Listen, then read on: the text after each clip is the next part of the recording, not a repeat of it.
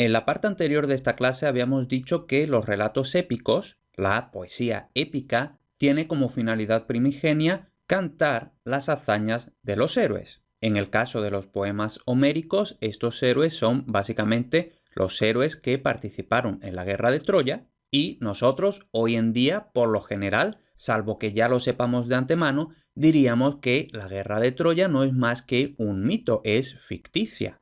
Sin embargo, en la antigüedad ellos se tomaban la guerra de Troya y en general los ciclos heroicos como algo real, hechos históricos que habían ocurrido en un pasado heroico.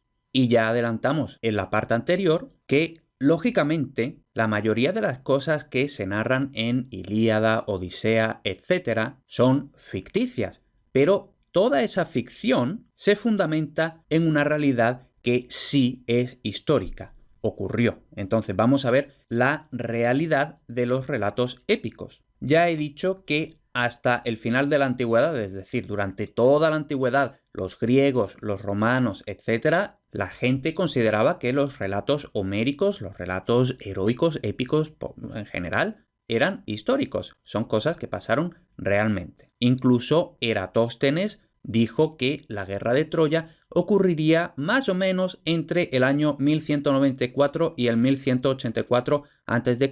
Él lógicamente no usó la datación antes de Cristo, pero como vamos a ver, realmente estos cálculos de Eratóstenes no están muy desviados. Entonces, como decimos, desde el final de la antigüedad se tomó el relato como mera ficción, es decir, durante toda la Edad Media, Renacimiento, etc., eran simplemente historias ficticias, hasta que a finales del siglo XIX un alemán con mucho dinero, mucho tiempo libre y mucha motivación se dispuso a encontrar realmente la antigua Troya. Él estaba absolutamente convencido de que esto no era solo ficción, sino que los relatos se fundamentaban en algo histórico. Así que este señor de apellido Schliemann efectivamente fue donde él suponía que debía de estar Troya y allí halló restos arqueológicos de núcleos urbanos y fortalezas que se correspondían con los datos de la Ilíada. Es decir, él tomó la Ilíada y con información que hay en la propia Ilíada, él calculó que Troya debía de estar allí y allí se fue, se puso a excavar, etc.,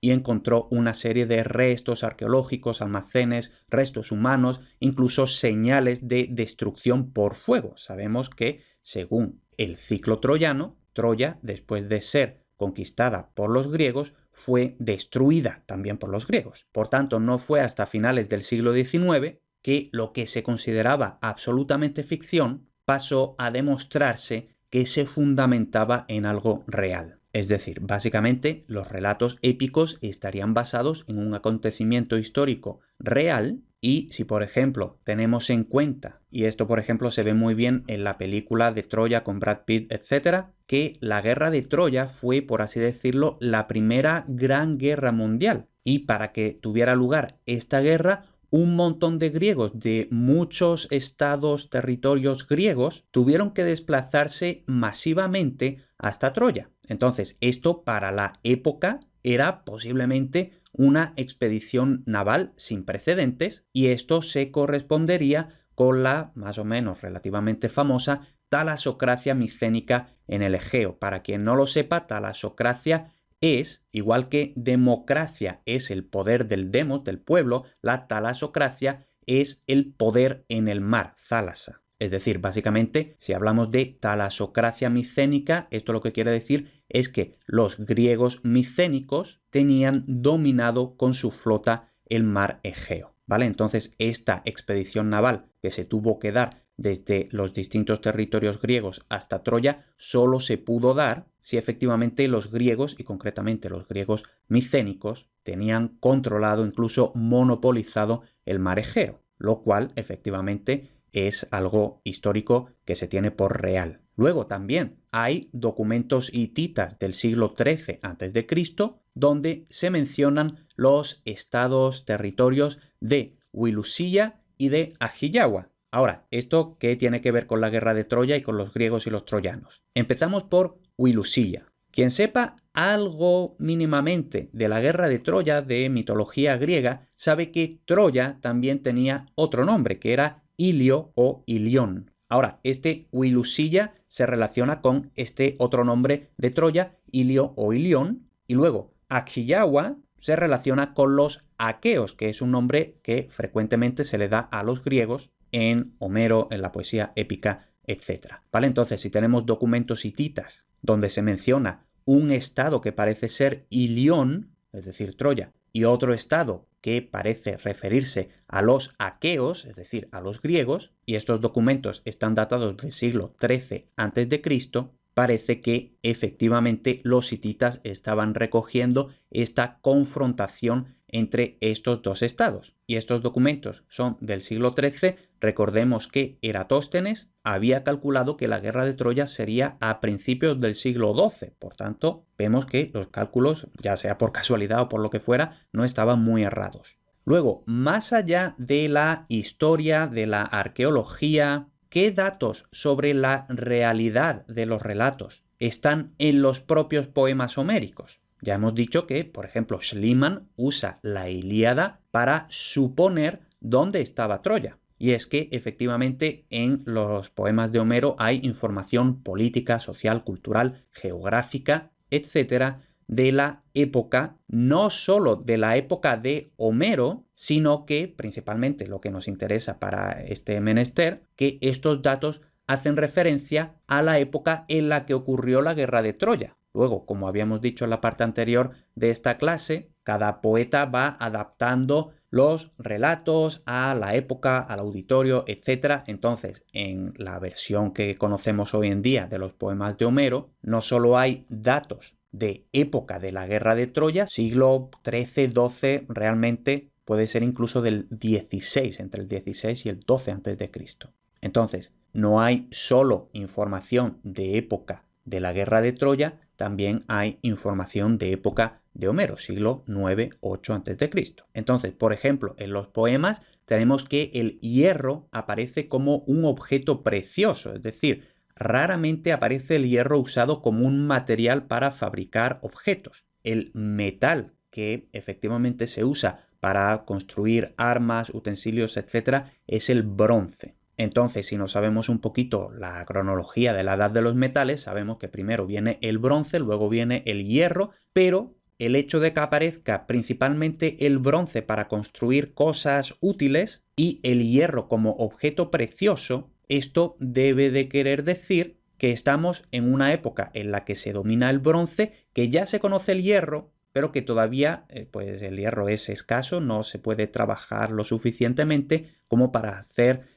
utensilios y por tanto el hierro es todavía un objeto precioso.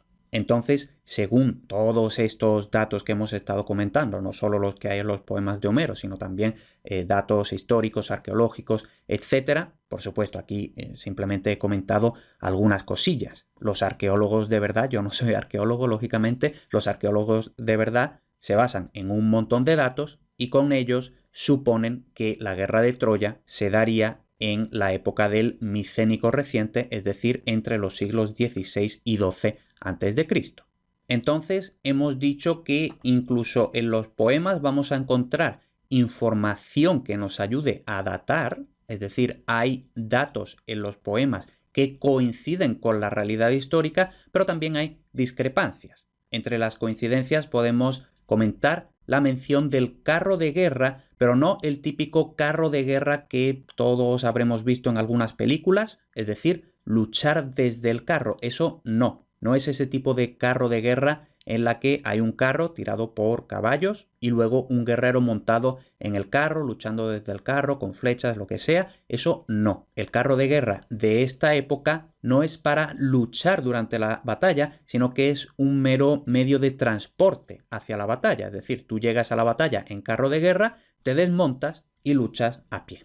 ¿Vale? Entonces eso efectivamente aparece en los poemas homéricos y efectivamente eso es lo que parece que era la costumbre a lo largo del segundo milenio antes de Cristo, que coincide con época de la guerra de Troya. También hay representaciones micénicas conservadas que se datan del siglo XIV-XIII a.C. y en estas representaciones micénicas se representa, por ejemplo, escudos como los de Áyax, Áyax Telamonio, Áyax el Grande, cuyo escudo es famosamente grande como una torre. Esto también se ve, por ejemplo, en la película de Troya con Brad Pitt. Y en cambio también puede haber discrepancias. Por ejemplo, hemos hablado de esta especie de Primera Guerra Mundial, de esta gran expedición naval, etc. Y hemos dicho que efectivamente eso debió de darse, debió estar fundamentado en esta talasocracia micénica en el Egeo, pero luego en los poemas se da a entender que los diferentes estados griegos, por supuesto, Grecia, cuando hablamos de Grecia en esta época y en época antigua en general, Grecia no era un país unificado. Grecia era, bueno, en época clásica, etcétera, eran pues distintas polis, distintas ciudades-estado que de ninguna forma estaban unificadas, no estaban bajo el mismo mando, de hecho, estaban en constante enfrentamiento todo el rato, ¿no? Entonces, la Grecia de la Edad del Bronce, la Grecia de la época de la Guerra de Troya, debía de consistir en pequeños estados y eso choca con lo que se da a entender en los poemas, porque en los poemas, por ejemplo, en el catálogo de las naves, que es básicamente un catálogo, un listado de cuántos guerreros, cuántas naves lleva a Troya cada uno de los estados griegos. Pues bueno, en ese catálogo parece que van allí a Troya el ciento y la madre, y eso probablemente habría sido totalmente insostenible para estos pequeños estados de la Edad del Bronce. En fin, que los poemas dan información, una información parece más realista, más verosímil, más real incluso. Otra información hay que cogerla, lógicamente, con más pinzas. Y ya para terminar vamos a comentar algunos otros datos que podemos ver en los poemas para datar la acción, etc. Si nos vamos ya propiamente a los rasgos lingüísticos, hasta ahora hemos estado hablando de históricos, arqueológicos, etc. Ahora, rasgos lingüísticos. Parece que, dicen los expertos, que en los poemas hay algunos rasgos lingüísticos que han de ser posteriores al siglo IX a.C. Entonces aquí vemos una vez más esta contaminación de la época del poeta. Es decir, los poetas llevan cantando poemas de la guerra de Troya probablemente desde el propio momento de la guerra de Troya y luego eso de generación en generación en generación se ha ido transmitiendo y cada generación, cada poeta, cada territorio, cada estado iría añadiendo pequeñas modificaciones. Esto sería una especie de juego del teléfono. Cada vez que tú cuentas una historia, esa nueva versión es un poquito diferente a la versión anterior. Y entonces en cada nueva versión se van añadiendo, se va contaminando el relato con datos, con detalles de la época, no de la época original de Guerra de Troya, sino de la época del propio poeta. Entonces, en la versión que tenemos nosotros actualmente de los poemas de Homero, tenemos referencias a montar a caballo. Esto, en principio, no se daba en época de Guerra de Troya. Justo hace un momento hemos estado comentando esto del carro de guerra. Hemos dicho, en época de Guerra de Troya no se luchaba desde el carro de guerra era un simple método de transporte hacia el campo de batalla, luego desmontabas y luchabas a pie. Pues bueno, también hay menciones a la lucha desde el carro. También hay menciones a incinerar a los muertos y llevarse a casa los huesos, y esto parece ser una contaminación muy reciente, porque esto parece ser una costumbre ateniense del siglo V. También menciona la riqueza del santuario de Delfos, que sin duda debe referirse al santuario de Delfos que había ya en época histórica. Entonces, con todo esto y bastante más, podemos ver que efectivamente incluso en los propios poemas tenemos datos históricos, otros datos absolutamente no históricos, datos también anacrónicos como estos que hemos estado viendo ahora mismo, datos arqueológicos, históricos, lingüísticos, etcétera, etcétera. Todo esto ha sido para poner más o menos en contexto lo que vamos a ver en la siguiente clase, en la que vamos a entrar ya propiamente en Homero, en el personaje histórico, más o menos histórico de Homero en su época y sobre todo en las obras que se le atribuyen, principalmente Ilíada y Odisea, entre algunas otras.